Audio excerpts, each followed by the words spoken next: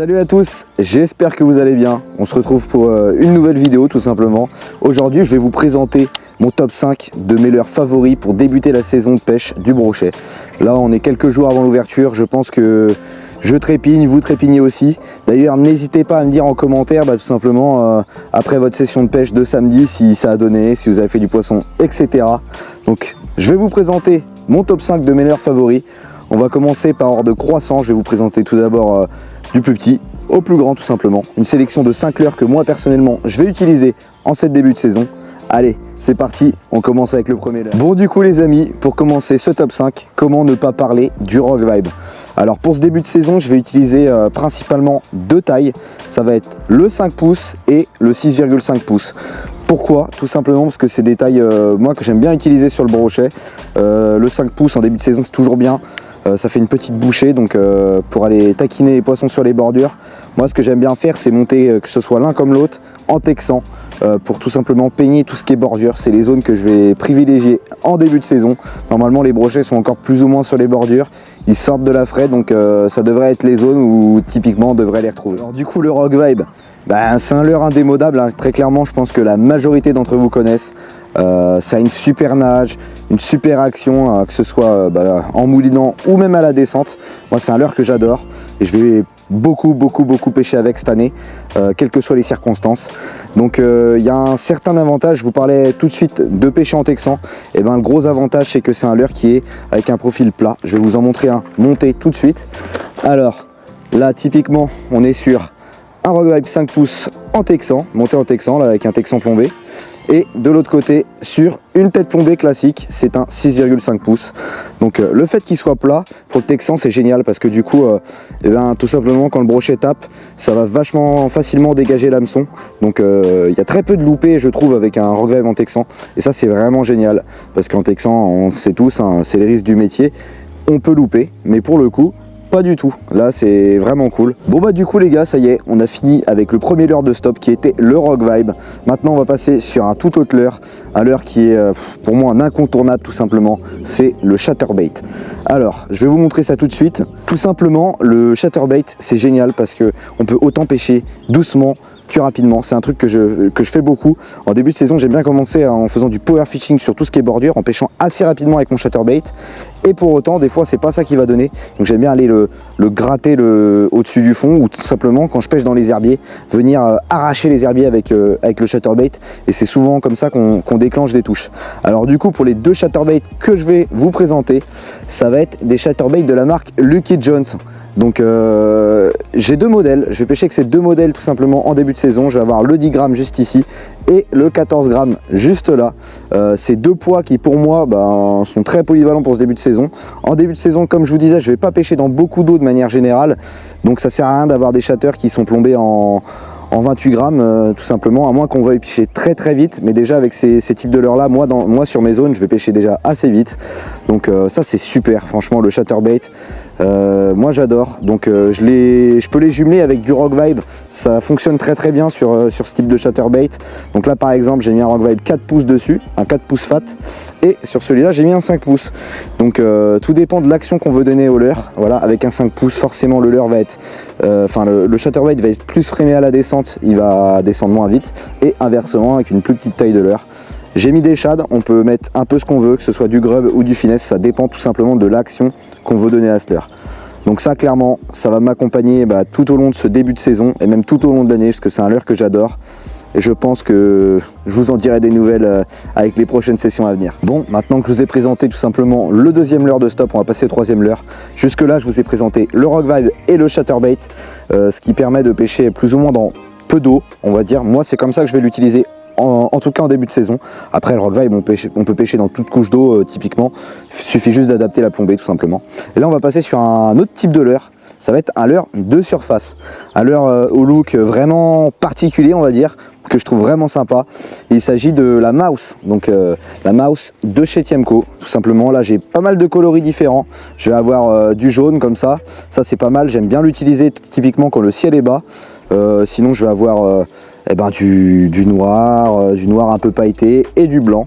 Voilà, ça va être les coloris principaux que je vais utiliser. Alors quel va être l'intérêt principal de ce leurre?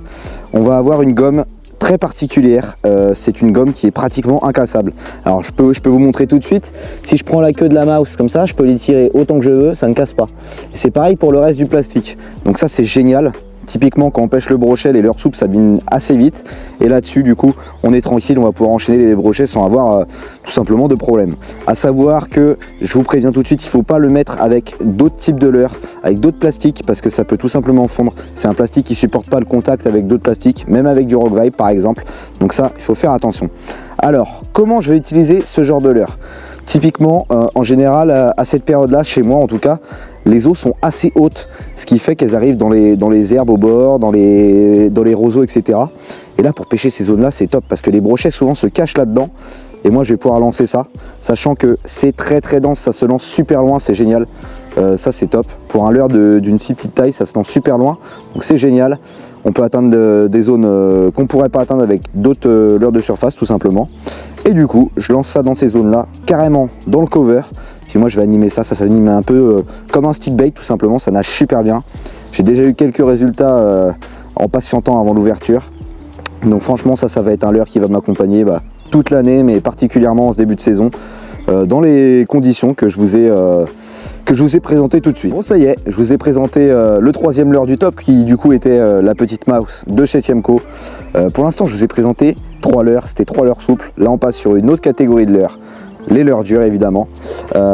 Du coup, moi il y a des leurres que j'adore particulièrement, ça va être les swim. J'aime beaucoup pêcher avec ça en début de saison. Typiquement, je vais sortir un swim quand toutes les autres techniques n'auront pas marché. Typiquement, les techniques avec du leurre souple, etc. On va chercher de trouver un peu l'alimentation du brochet et d'essayer de trouver des poissons actifs qui s'alimentent. Là, c'est une autre stratégie. Pour moi, quand je pêche au swim, je vais essayer d'imiter tout simplement un poisson qui va agresser son territoire. Le brochet n'aime pas ça, c'est un poisson qui est territorial. Et s'il voit quelque chose qui est en train d'agresser son territoire, il y a fort moyen qu'il arrive et qu'il dégomme le leurre par attaque de territorialité tout simplement. Allez, je vous les présente. J'ai 2 types de swim qui n'ont pas du tout la même action finalement. Alors c'est deux swim bait type glide bait avec une bavette à l'avant. On a le MB1 Custom du coup de chez Tiemco qui lui est tout en dur. Et à côté on a le Finish Blow qui est toujours de chez Tiemco d'ailleurs, qui a tout simplement une partie dure à l'avant et une partie souple à l'arrière. Alors pour vous présenter un petit peu plus en détail ces leurres, on va voir le MB1 Custom qui va pêcher un peu plus creux et le Finish Blow qui va pêcher un peu moins creux du coup. Ce sont tous les deux des leurres qui sont flottants, donc à la pause le leurre va remonter. Mais avec leur bavette ils arrivent quand même à atteindre des bonnes couches d'eau selon celle qu'on veut. La vitesse de récupération est adaptée en fonction de, tout simplement de la couche d'eau que l'on veut pêcher.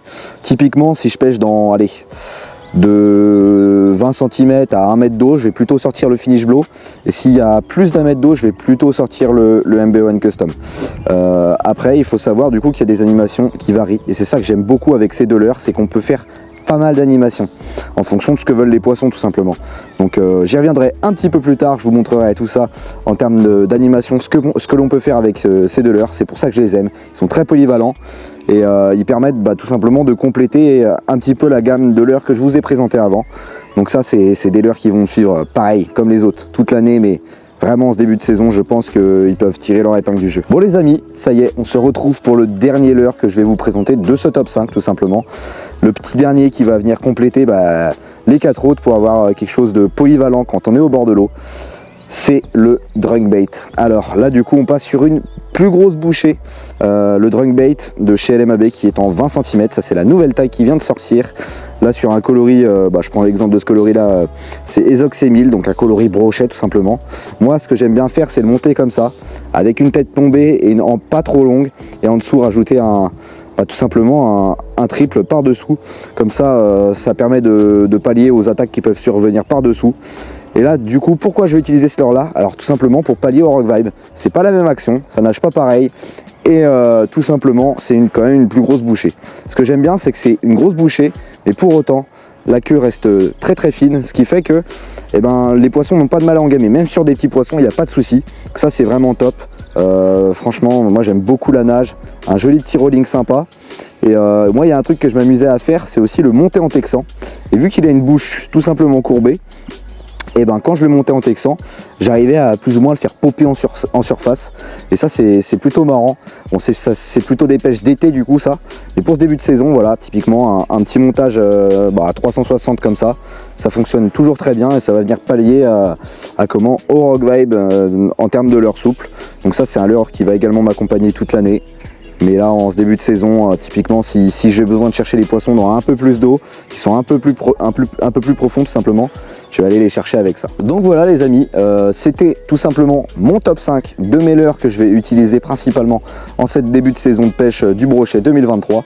N'hésitez pas vous, de votre côté, à me dire en commentaire tout simplement quel est pour vous votre top 5. Et puis si vous regardez la vidéo une fois l'ouverture passée ou tout simplement quelques jours après, enfin bref, du moment que c'est après, n'hésitez pas également à me dire comment s'est passée votre ouverture. J'espère que vous passerez une bonne ouverture, je l'espère pour moi aussi. C'est toujours plus ou moins compliqué en début de saison, mais on sait jamais, on peut tomber sur une grosse surprise. Ça, vous le verrez dans les prochaines vidéos ou pas. Maintenant, comme d'habitude, je vous laisse liker, commenter, partager, mais surtout, n'oubliez pas de vous abonner et d'activer la petite cloche. Je vous laisse me dire en commentaire si vous avez apprécié ce genre de vidéo qui change, parce que tout simplement, j'ai pas l'habitude de faire ce genre de vidéo sur ma chaîne. N'hésitez pas à me dire si vous voulez que je le refasse sur d'autres sujets. Typiquement, on parle comme ça, je vous présente des trucs, ça peut être sympa. N'hésitez pas à me le dire. Puis maintenant, on se retrouve très bientôt pour l'ouverture brochet 2023. J'espère qu'elle sera bonne. Allez, ciao!